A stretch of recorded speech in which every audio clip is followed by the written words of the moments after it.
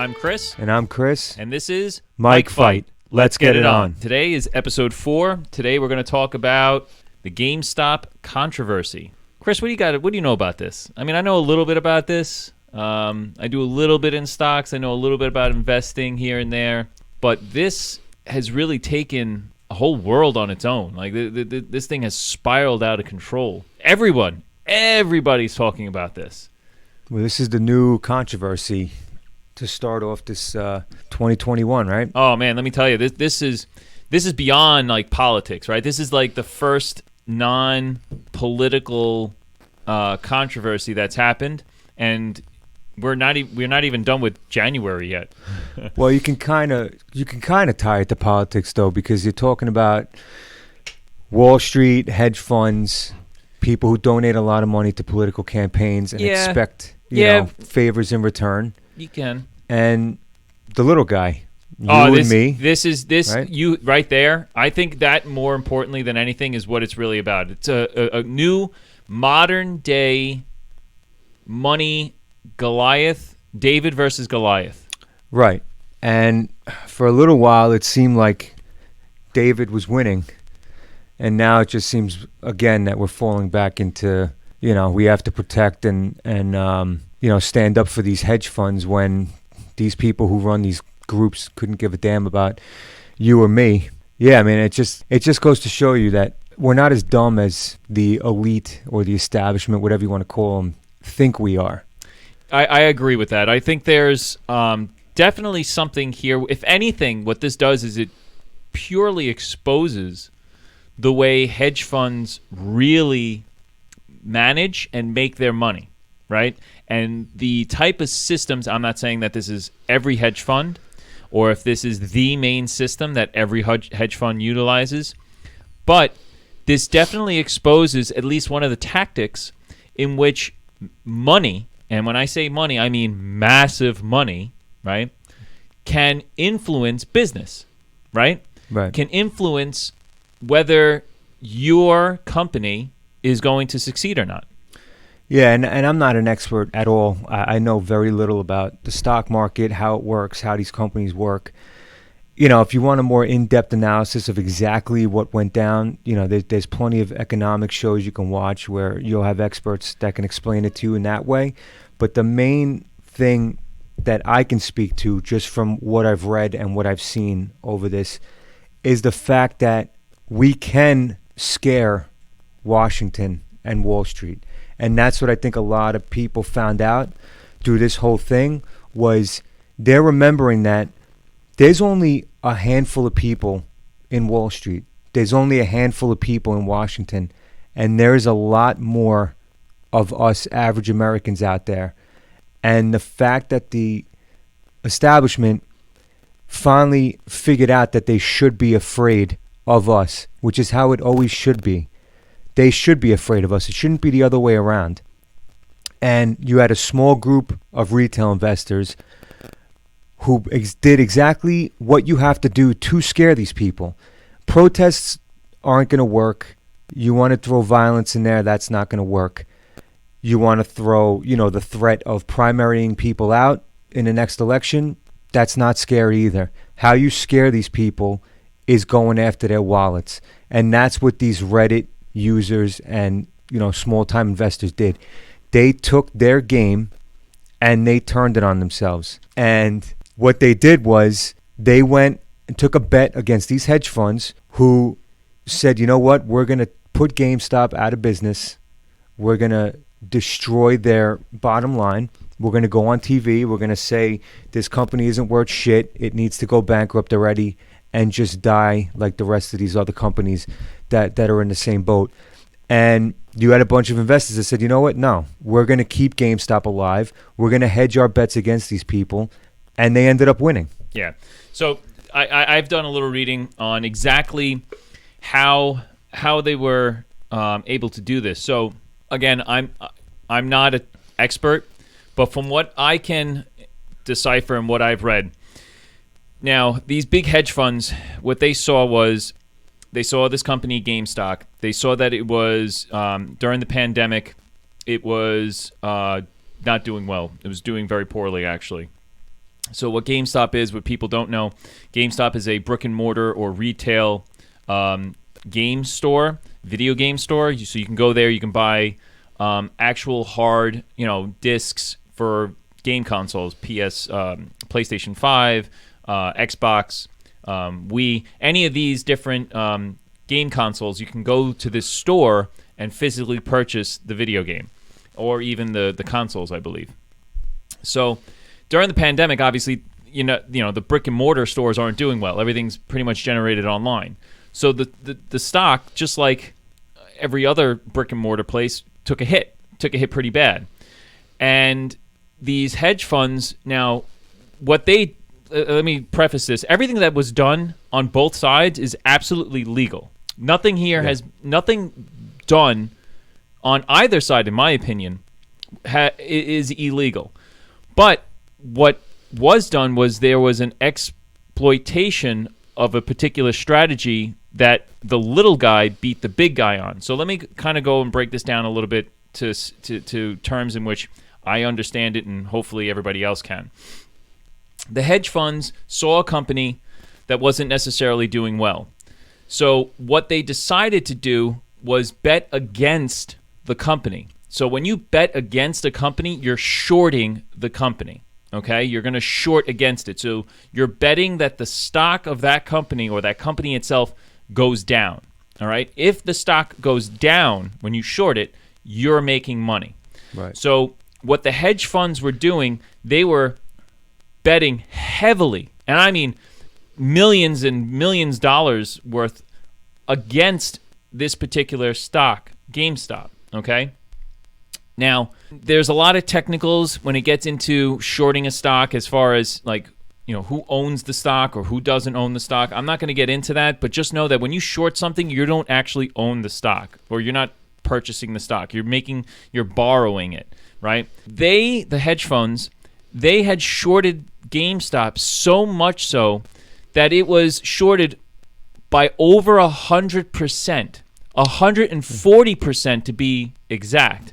Now, that in itself, that means you're shorting more than what is actually out there, right? If there's only 100 shares, that means they shorted 140 shares worth, but there's only 100. So they went beyond. That's how heavy they were betting against this stock. Now, what was exploited was exactly that. This group, Wall Street Bets, which is a online Reddit forum, what they were able to do was and them and other people, they happened to notice that. Now, these are guys that I assume do this for a living, right? They're either maybe in the finance world, or they trade stocks for a living on their own.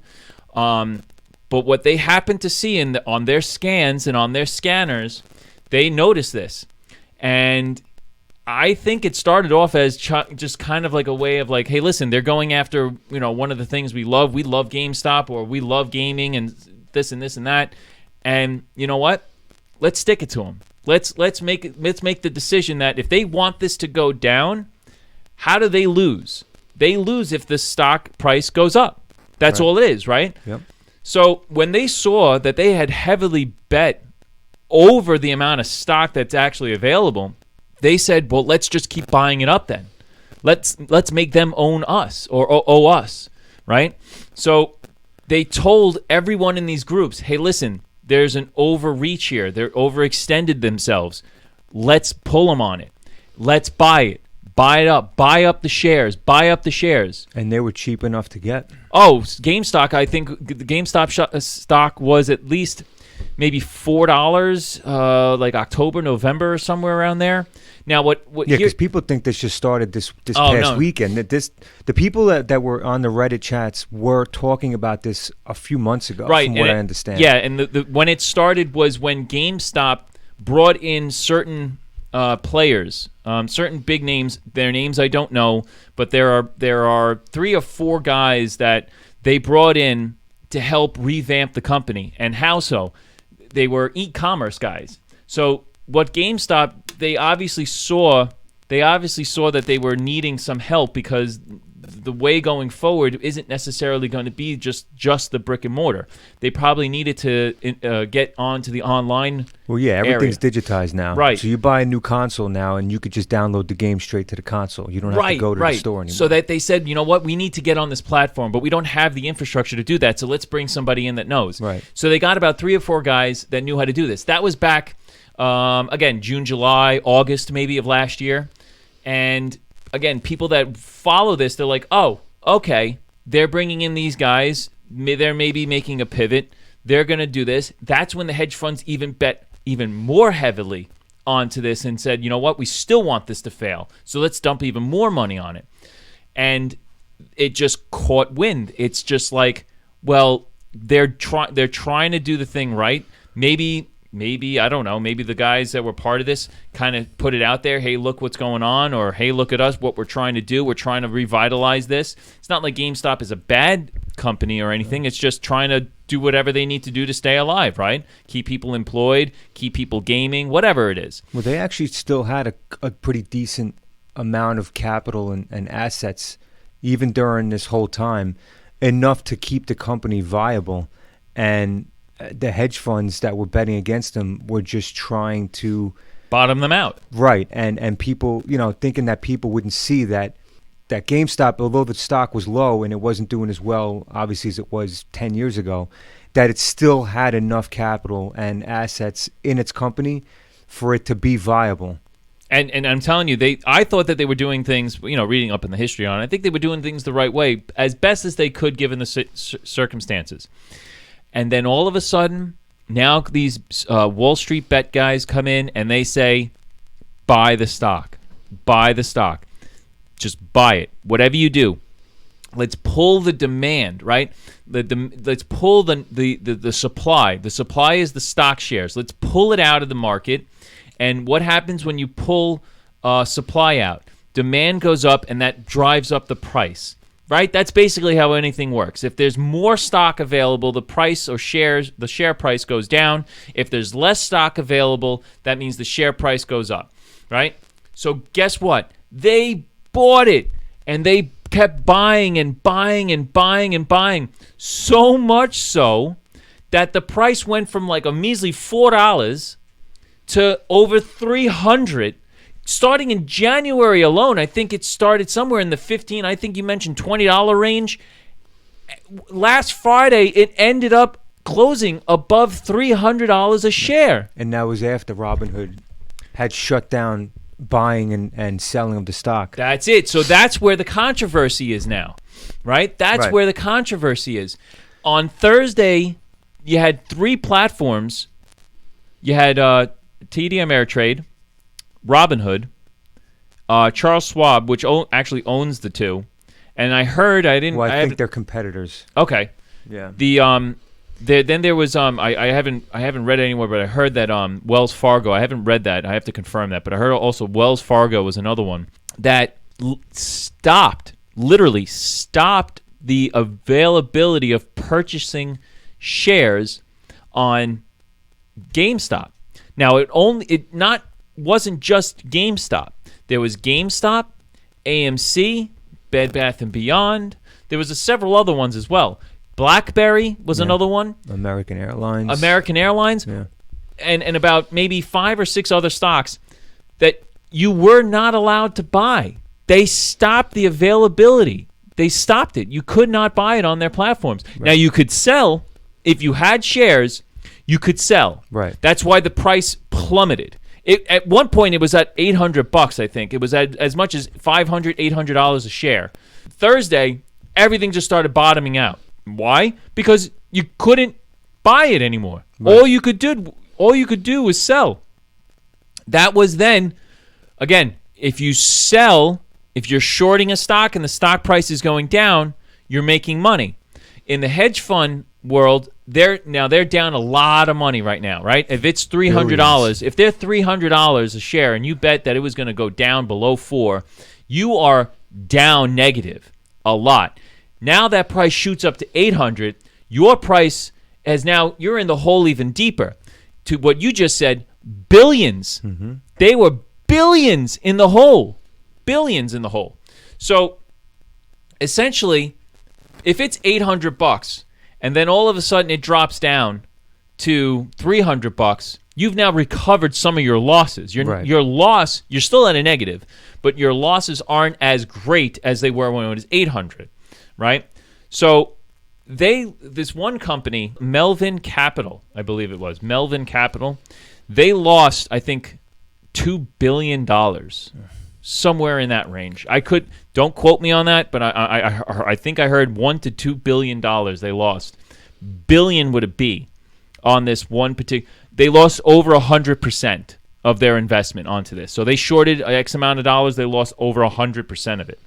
So this is a perfect example on how some savvy private retail investors, right? Guys like you and me, who happen to know the stock market, who happen to know all this stuff, right? This is what they do. But they don't necessarily work for a hedge fund. They don't necessarily work on Wall Street. They don't necessarily work in these big firms, right? They took, and you said the perfect phrase. If anybody didn't catch it, I'm gonna do it a little again. Little Heath Ledger Joker. I took your little game and turned it on itself, right? He's there with Two-Face, right? He's there with Harvey Dent in the hospital bed with the gun. I took your little game and turned it on itself. That's exactly what these guys did. Right. And there's so much uproar over this now. And why? Because how many regular people lose money, hundreds, thousands of dollars in the stock market every day, whether they make a bad bet, the stocks they bought, they just drop for whatever reason. Happens to me on a regular. There you go. Nobody gives a shit though, right? If 100,000 regular people lose a couple of $100, couple $1,000 in the stock market every day, nobody cares. But why do they care now? Because the hedge funds lost. That's why people care. And that's part of why this is such a controversy. Because really, should we be talking about this really? No, other than the fact that we should acknowledge that a bunch of small-time, retail brokers beat the hedge funds for once at their own game. That's all we should be talking about. But because these hedge funds lost so much money, and of course they have a bunch of powerful ties to, Wall Street, other firms, politicians, they donate a lot of money. Now we have to talk about it because Robinhood and a couple of these other companies you mentioned did stop the buying of this stock. Right. What caused that? That's the big thing. And that's the thing. Now, what they've said is they stopped the buying of stocks because they didn't have enough, I believe, left to buy. They basically ran out. I don't know if that's true or not. So they're saying the brokerage firms are saying that they didn't have the supply. Right. That's what Robinhood, I believe, ended up coming up with as an excuse. But what other people are saying is that the reason why they stopped the buying of stocks was because they wanted the stocks to go down to allow these companies to make some of their money back. Well, that definitely is optics. Right. That's what it appears to be. And that's where the real controversy is, because nobody really knows the legality of it, because hedge funds are not regulated by the government or by Wall Street.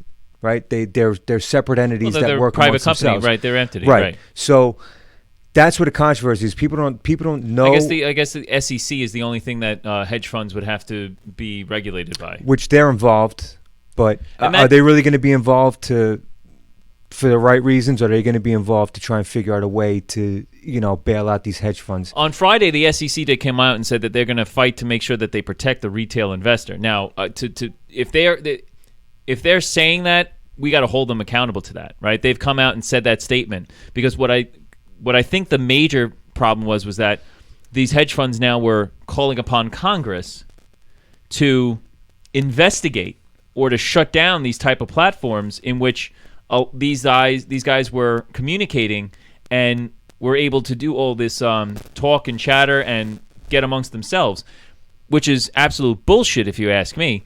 What stops me from getting into a room with a whole bunch of friends and us deciding on to buy a certain amount of stock of anything? Nothing.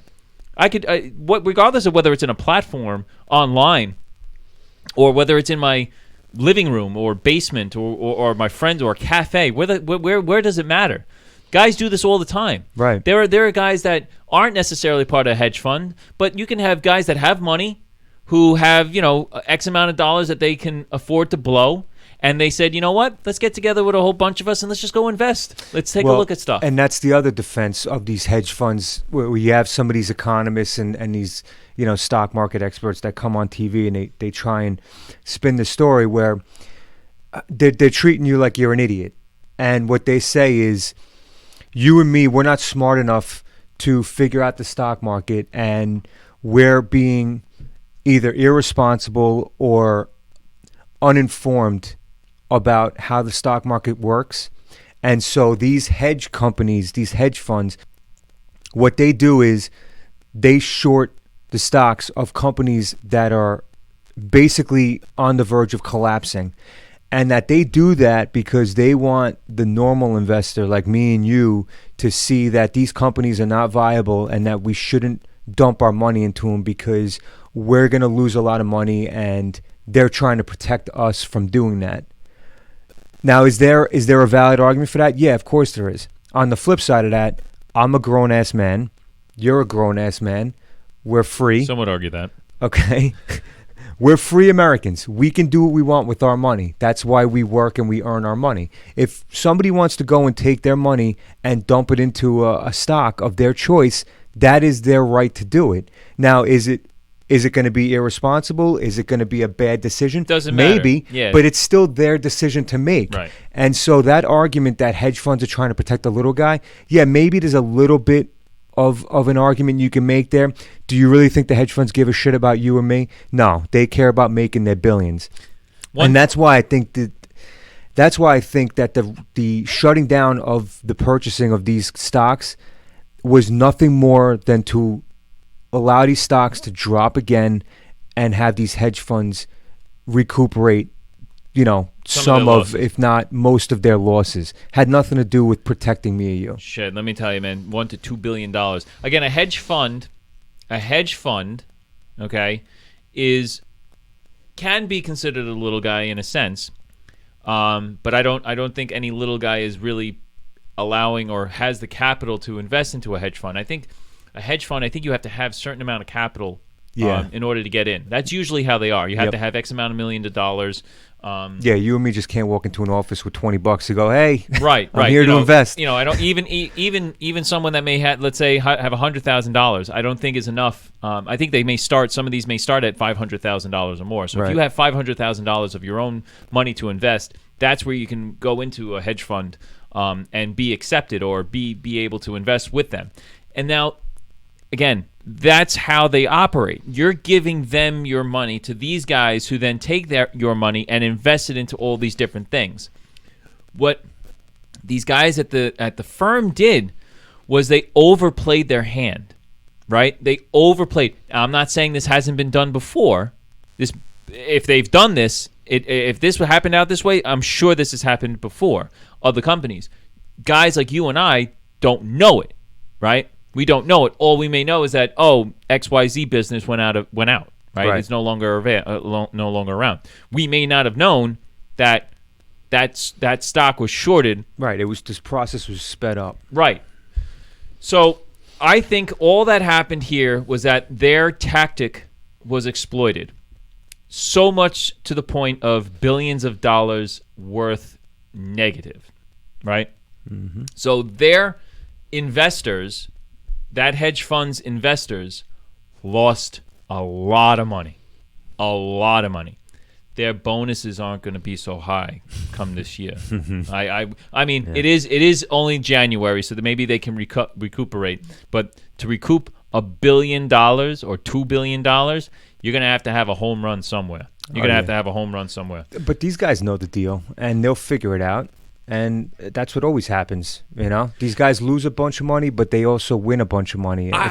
You bet big, you lose big, right? But sometimes you win big too. So I want to give kudos. I want to know where these retail investors like this stuff. I've never been onto the Reddit. I don't necessarily like Reddit. I find it confusing to be totally honest. But I've never stepped foot inside of a Reddit forum before. I couldn't even tell you what it looked like. It's very confusing. I think I've done maybe some fitness or health things on it, and I just, it's very confusing platform to me. But I want to give kudos to whoever runs these forums over there, whoever's like a moderator of these forums, because kudos to you guys. You guys know what the dealio is with these tactics, and you are able to see an a weakness, exploit it, and allow others to succeed. There was a guy I heard that took an investment on GameStop.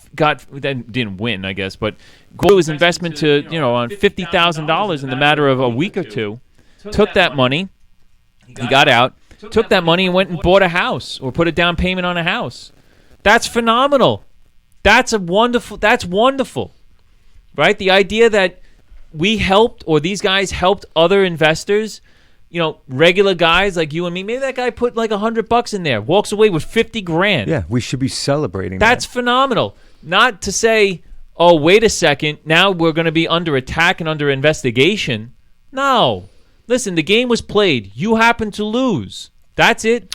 Well, you know what you said before about these hedge funds, they don't own the stock, right? What do? They lease it. Right. I think it's so. You're borrowing the stock, but you have to pay interest back. That's why you can lose so much more. When you short a stock, you can lose so much more that much faster. Because you don't have the stock to sell back. Right. So that's why they're freaking out. Is because, yeah. Now these guys are not only in the hole for themselves, but now they don't have the stock to give back to these these other investors. And that's what the other guys were doing. They were buying the supply. They were buying they were purchasing the stocks. So when you don't own it, that they overbet 140%. There was 40%, right? Back to my example of non-existent stock. That's my point. Yeah. How do you do that? They saw an overreach and they said, "Screw this." And that's where some people are saying, should that be allowed? Should you be allowed to bet more than what is actually there? Well, and that again, I don't know. I don't know. The that's not. You're right. And that's something they're gonna have to discuss. That's something. Listen, if you want to go out and do that, that's something different. That's a finance legal thing, regulation maybe. It's been part of the game now. I don't see why they would change it just because of this one situation. I would say to those hedge funds or to any other hedge fund or to anyone else out there, don't overreach. But they will, because you put your hand too close to the flame and you got burned. Yeah. You live and you learn. But this is how they make their money. And so this is why people can't stand hedge funds, because they're kind of a group of scumbags, right? Because here you are, you make your money off of destroying other businesses. Not all the time. But in a situation like this where you figure GameStop has employees, right? And they're investing in a group to help build back this company and adjust to what the market expects of them. So moving from just a storefront to digital online platforms like that. And then here you have a bunch of hedge funds that go, you know what? No, I don't want GameStop to adjust. I want GameStop to crash and burn so that I can make my millions, my billions of dollars, and I can go buy my 100-foot yacht. And that's where people don't like hedge funds. But like you said, if a company is going down and they're rooting for that to happen, yeah, they could be looked at as assholes, but here's the perfect example on how it doesn't always work. Yeah, true. This is a prime example. But will they allow this to happen again? That's the big question. Right. See, that's where the controversy is, because the hedge fund has, if I've read correctly, has called upon Congress to look into this or to investigate this. Not them, not their action, but the actions of the retail investor. Yes. Nothing here was done illegally. Everyone bought legal stock, everyone shorted legal stock. They did everything according to the rules as they are now. And just because the big guy got hurt badly, I think I don't think it should change the game, right? You don't change the rules now. No. You burned yourself. You took your rules, you got burned. Lick your wounds, get back up on the horse, and go do what you got to do. Leave everybody else alone. Just because someone was hot to your game and to your strategy doesn't mean that you go all of a sudden and start whining to mommy and daddy and to change the rules. Yeah. That's the biggest thing. What happens? But money talks, right? So you have these companies that pay, these people that end up in politics, like Janet Yellen, who the Secretary of Treasury, who gets paid upwards of $7 million in the past 2 years to speak at these conferences involving the CEOs of these companies. And when they donate, because that's what it is, nobody's paying somebody $500,000, $600,000 a speech because they actually give a damn about what he or she has to say, or that she or he is going to say something so profound that nobody else has ever thought of that's going to change the face of that company. That's not what these payments are for. These payments are so that in the event that you make it into a position of power where you can influence their companies, you can turn around and say, hey, you remember those 5 or 6 speeches you did for us? Remember the amount of money we gave you? Yeah. Well, now we expect you to protect us in return. What are you going to do for me? See, now that's where everything goes, right? This is what everyone's got to be on the watch for. So anybody listening, wait out. Really look into this I'd say another 3 months, right? I'd say in another 3 months we'll know what an outcome may be. Keep your ear to the ground. Chris brings up a great point on money does talk. Unfortunately, money is all there, and people end up calling in on notes, right? I mean, bank can call in on a mortgage note. They call in a note. Here's a prime example of possibly something happening with this. Now, I don't think anything's going to happen. I don't think Janet Yellen is going to directly be involved with this. I don't feel that she even looks at this as something that would be something on her radar at this point. That's why I feel 6 months from now, everything's going to be just the same. These guys have lost, and that is that. But there's always that part of me that's very skeptical when any time government or a government official or a past government official gets involved, because they may have influence somewhere else and they can pull a string somewhere else. I can't put that past anyone. But deep down inside, I feel that this is going to be a win. This is a huge win for the retail investor. I think it's going to remain that. I don't feel that any rule is going to change on how stocks are purchased, sold, traded, exchanged, etc., etc. If I was in a place of power where I had some type of oversight over any of this, I would say, hey, Melvin, you got burned. Yep. You got burned. There's also the controversy with Stevie Cohen and other hedge funds actually bailing out the Melvin hedge fund, providing them money. One guy, I think Steve Cohen's hedge fund put up like $745 million.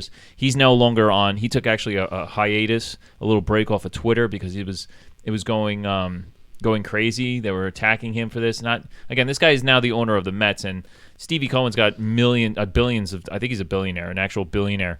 And that's what he does. He's actually started a hedge fund, and that's what he does. This is his business. Now, he bailed out the other guy, right? It wasn't necessarily him involved on this or his hedge fund involved on this. He bailed out the hedge fund that lost a lot of money. I don't necessarily see anything wrong with that. Again, this is not my realm, but from my understanding, the way I look at it is this guy's dealing out money to another one. He's going to get something in return for it. Yeah, well, it's funny you mentioned bailouts because I kind of agree with you that I don't think any rules are going to change on this, because I'm looking at the next coronavirus relief bill that they're already in the works of doing to add to the $30 trillion of debt that we already have. I think we're going to have to read into that bill to see what they put in there, because I can see them not changing the rules, but throwing in, with the rest of the pork that they always seem to throw into these bills, funding to give back to some of these companies. That'd be I interesting. think. And that's what I mean. Well, That's what I'm looking Everybody at. here, listen. That's not. I don't. You know what? I can't put that past anyone. I mean, after all, if they put X amount of millions of dollars into studying whether cow farts have anything to do with the atmosphere, by the way, that study took like 6 years, and guess what they found? They don't actually do anything to the atmosphere. Yeah. So, if they could spend millions of dollars on that, I wouldn't put them past them putting X amount of millions of dollars or even billions of dollars, because they're talking about what, $2 trillion on this, like $1.9 trillion as a stimulus. Well, just look at the other bills that they've passed and all the garbage that was put into them that had nothing to do with COVID. I mean, the majority of the bills have nothing to do with COVID, and it's always money to foreign governments or domestic groups and organizations that they're just bailing out because they have friends that work there that own these companies. And this is just going to be another example where I think when they release this bill, you have to take a good look at what's in it to see whether or not they recoup some of their funding from the government. Because if we've learned anything from the past, especially the housing market, government loves bailing out companies. Absolutely. So I think that's an excellent place to end this episode on. Everyone keep an eye out for that. Read into the bills. Do your due diligence. Don't just take it from us or anybody else. Do your own homework. And that'll be it. I'm Chris. And I'm Chris. And this is where we drop the mic.